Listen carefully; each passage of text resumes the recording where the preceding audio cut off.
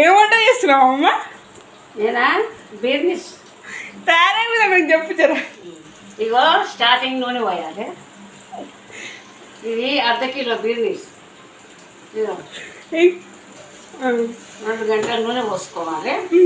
ఉల్లిగడ్డలు పోసేయాలి, ఒక 2 ఉల్లిగడ్డలు పోసేయాలి. తర్వాత నూనె పోసినాం కదా, నూనెలో ఉల్లిగడ్డ వేయాలి, కాకంత కరివేపాకు వేయాలి, కొంచెం అంత అల్లం వెల్లిగడ్డ వేయాలి.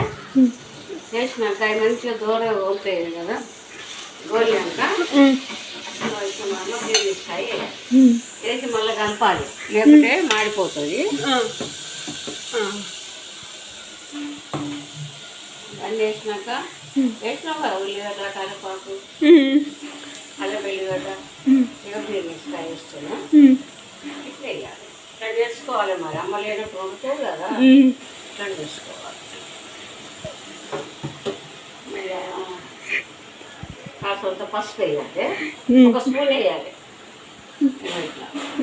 చూసినావా? చూసిన వేయాలి. కొంచెం అంతా ఉప్పు వేసుకోవాలి. అది పోసుకు వేసినప్పుడు ఉప్పు వేస్తే టేస్ట్గా ఉంటుంది. తర్వాత అన్ని కూర వేసినాక దానికి తగ్గట్టు కారం వేసుకోవాలి, ఉప్పు వేసుకోవాలి, టమాటా వేసుకోవాలి. ఎంతసేపు అట్లా అది ఎంతసేపు ఉడకనియాలి? ఎంతసేపు? 10 నిమిషాలు లేదు.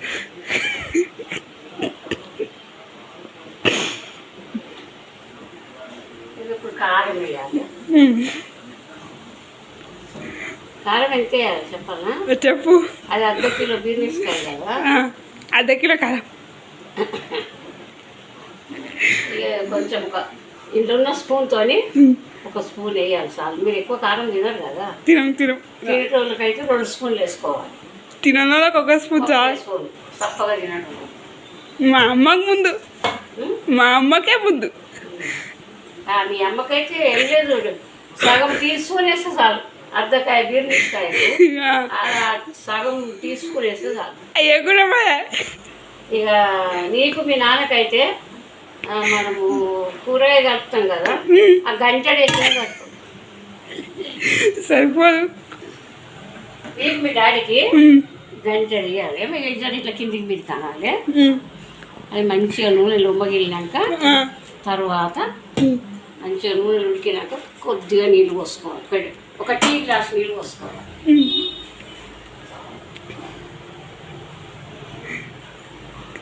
సరేనా? ఇంత మొత్తం